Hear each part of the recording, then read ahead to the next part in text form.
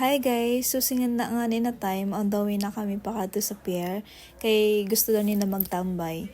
So sinugat lang nga ako sa boarding house, kaya yun, ruhigda ako, tapos bigla may nagkatoksin na nagali, kay gusto daw ni na magtambay sa pier. Actually, sige yan tagsiisay, ishali pa talaga sinda sa tabok. Tapos nagkadilang sinda sa aruroy, kay gusto daw ni na magtambay.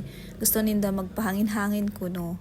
Kasi na nga ni na time is nagabakal gani sinda ni snack. Tapos gusto ninda inan Coca-Cola chicken wings.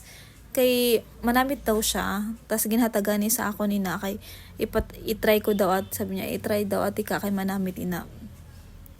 So may daradara nga ni dida sinda na bagan 5 ata na pansit canton. Sabi ko gani first time ko makakada sa Pier San Tamba, kay actually nagatambay kami sa Pier San dito banda sa Mercado. So kaganda niya, tapos nakikita talaga ang sunset. See, kung gusto mo ng peace of mind kadina dire. So ada na nga ni Sinda, sige yan, adto na kay ilutuon niya daw itong pansit canton. See, ganda-gandang sunset, as in, my gosh, dire na lang kaya ako forever. Charis. So, nag-emote lang dira kadali. Nagpropose lang. Na para bang model yarn.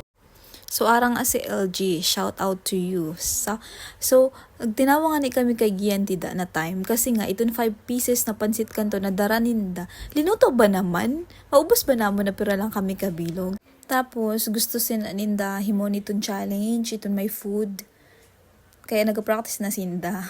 So tinarawangan kami da kay panduwa na namon nabalhin kasi nga masyado madulom dito sa una tagpanduwa, tas ahat kami makita hindi kami makadalagan sen maayo. Tapos nahuya pa nga ni dida sinda mag-agi kasi nga daw mga tawo na nakatambay. Tapos sabi ko gani sige lang kay dili man kita kilala. So amo lang kay mabidyoan ni kami babush.